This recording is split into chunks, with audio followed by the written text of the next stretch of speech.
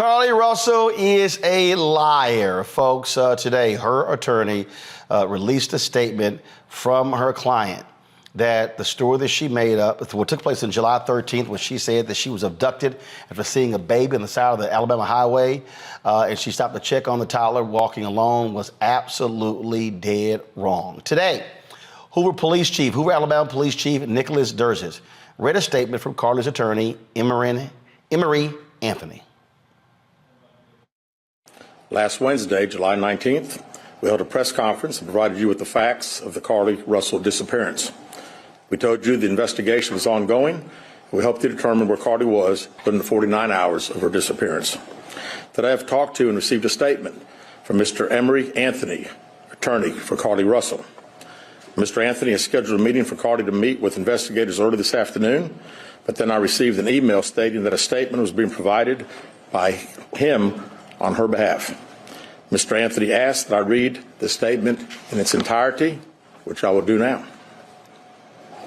My client has given me permission to make the following statement on her behalf. There was no kidnapping on Thursday, July 13th, 2023. My client did not see a baby on the side of the road. My client did not leave the Hoover area when she was identified as a missing person. My client did not have any help in this incident, but this was a single act done by herself. My client was not with anyone or at any hotel with anyone during the time she was missing. My client apologizes for her actions to this community, the volunteers who were searching for her, to the Hoover Police Department and other agencies as well, as to her friends and family. We ask for your prayers for Carlee as she addresses her issues and attempts to move forward, understanding that she made a mistake in this matter. Carlee, again, ask for your forgiveness and prayers. We have a meeting scheduled with Mr. Anthony to further discuss this case. We're currently in discussions with the Jefferson County District Attorney's Office in Bessemer about possible criminal charges related to this case, and we will announce those charges when and if they are filed. I'll say this here, Julian. Folks who have been ripping her and criticizing her, she's earned it. She's earned it. And at the same time, let's make it clear how this is not unusual. This has happened with white women. It's happened with other people. Because she's an African-American woman, two things are on the line. Number one, the next time a sister goes missing, there are going to be those who say, what about her? But they never say that about white people. And so we need to raise that. I'm not making any excuses for her. She's earned every piece of criticism that she deserves. One wants to know why one did that. But we have an answer: mental bloody illness. And guess what? When a white man shoots up a supermarket, they say mental illness. So this black woman pulled some hoax. It's horrible. I'd love for you to have an interview with her at some point, Roland, to find out what was going on in her mind. But let's be clear. We are living in a narcissistic age where everybody wants attention. She wanted attention. She pulled this stunt off. And she got many, many, many of us praying for her, thinking about her, funding the GoFundMes. Send the people that GoFundMe money back, please. Just send the people their money back. But in any case, what we know is that this happens. It's not unusual. Remember the missing white women, the Monterey Bride? I could give you 20, 30, 40, 50 cases, and nobody stopped and said no more the next time a white person was missing. So while I abhor what this young sister has done, and if I had 5 minutes with her, it wouldn't turn out right, what I also would like to say is this is not unusual. Let's not make this a black thing. This is a narcissistic indication of the society we live in. Congo.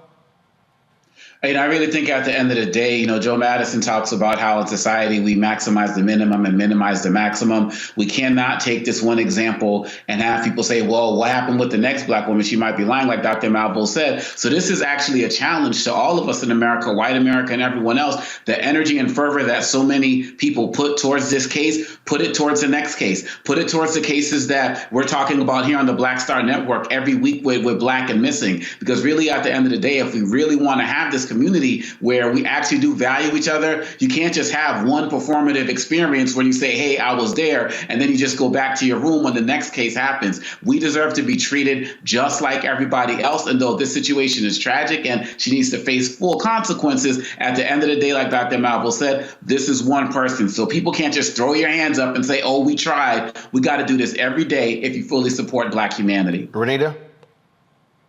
Yes. So this, as Dr. Malville said, and Dr. and Amakongo, also said, this has happened before. We've seen recently in 2016, Sherry Papini, a white woman, did this, and she, pretended to be kidnapped, staged an elaborate hoax, and was hanging out with her boyfriend until she later admitted that none of it happened. So, anybody who is willing to use what happened with Carlee as a reason to not believe Black women in the future are people who were already looking for a reason to not believe Black women when it comes to them talking about what has happened to them. She clearly has got some issues that she had before she staged her own kidnapping, and those are things that she needs to get worked out. My heart goes out to her parents and her family and her friends who were worried about her and who had nothing to do with this, because they also have been traumatized. But it is important that the same energy that we put into hoping and praying and looking for Carlee, we put that every single time that we hear about Black women going missing.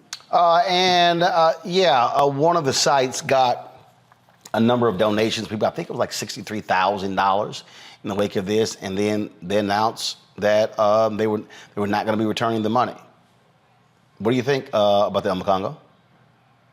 I think that's going to lead to some other type of legal action. How do you not return the money? Those types of actions makes me really wonder if she did this all on her own, because I couldn't see the parents out there, who believed this was actually happening, all of a sudden, saying, well, yeah, we're sorry as well, but we're going to keep the money. I mean, we do know that they're going to have some legal challenges coming, but that alone makes me suspicious. And if this was through GoFundMe or something like that, GoFundMe should have its own policies where people are automatically returning that money. So that alone, if that money's not coming back, that makes me very suspicious, Roland, that it was not just her involved in this scheme. Well, it wasn't the GoFundMe. It was one of the missing organizations. People, I think, I'll try to pull it up. I saw that particular story, so I'm like, okay, all right, well, we'll see. Renita, what do you think about that? Well, I think that obviously morally the right thing to do is to return the money. But I bet this is all going to come down to the fine print about what the organization said what they were raising money for, and that will determine whether or not the courts can force them to give the money back. But obviously the right thing to do is for them to give the money back. Julian. Absolutely. They should give the money back. This is absurd. Now, this young lady perpetuated a hoax. Somebody made money from it. I don't know if it's her or somebody else. I think Amakongo has a really great point about who were her accomplices. Okay, my tongue is tired. Accomplices in this nonsense. Who were the people who put up the GoFundMe page or the whatever page it was? But at the end of the day, I do not subscribe with the notion that all Black people are responsible for one Black person. So I remember back in the day. Hell no, absolutely not. Back in the end of the day when something happened, the first thing my grandmother used to say, something outrageous happened, were they colored? And she would behave like, this is a blight on the whole race. I don't believe in that. But what I do believe is that there are white people who cherry pick our experiences and our pain and decide, okay, we're not going to pay attention anymore. As Renita said, meanwhile, back in the late 90s, early 2000s, about once a month, some white girl went missing. Either she was hiding from her husband, she was hanging out with a boyfriend, or she just needed a narcissistic fix. So let's not let this be representative of all Black women. Let's continue rolling the Black and Missing series, because these folks are missing. And let's give all this sister both compassion, but also shade, because what she did was horrible. No, absolutely, absolutely. All right, folks.